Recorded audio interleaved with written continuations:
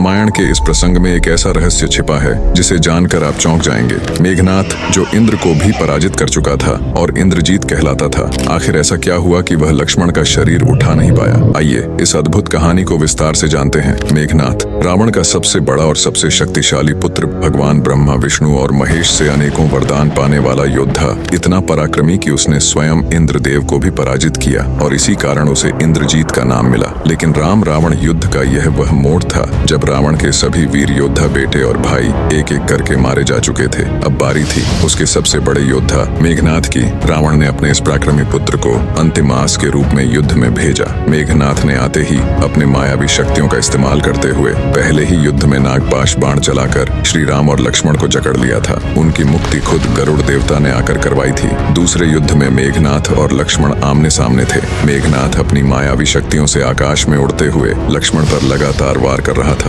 और फिर वह क्षण आया जब उसने वह बाण चलाया जिसने पूरी कथा बदल दी। शक्ति बाण। मेघनाथ ने छिपकर लक्ष्मण पर यह बाण चलाया और वह सीधे लक्ष्मण की पीठ में जा धंसा। इसके लगते ही लक्ष्मण के हाथों से उनका धनुष बाण छूट गए और वे मूर्छित होकर धरती पर गिर पड़े। मेघनाथ ने जब यह देखा तो वह अत्यंत प्रसन्न हुआ। उसने सोचा कि अब लक्ष्मण का अंत हो चुका है और वह उनका शरीर अपने पिता रावण के पास ले जाकर विजयी घोषित हो जाएगा। लेकिन कहानी यहीं से मोड़ लेती है जब मेघनाथ ने अपने सैनिकों को आदेश दिया कि लक्ष्मण का शरीर उठाकर लंका के महल में ले जाएं, तो कोई भी उनका शरीर उठाने में सफल नहीं हो पाया। मेघनाथ खुद आगे आया और अपनी सारी शक्ति का इस्तेमाल किया, लेकिन फिर भी लक्ष्मण का शरीर नहीं हिला। लेकिन क्यों? यह रामायण का एक रहस्य है। लक्ष्मण सिर्फ कोई साधारण मानव नहीं थे, वे स्वयं शेषनाग के अवतार थे। वही शेषनाग जिनके फनों पर यह समूची पृथ्वी टिकी है। जब लक्ष्मण धरती पर गिरे तो उनके शरीर का भार उसी विशाल शेषनाग के रूप में धरती पर आ गया था। इस भार को उठाना किसी भी सामान्य योद्धा, यहाँ तक कि मेघनाथ जैसे महाशक्तिशाली योद्धा के लिए भी असंभव था।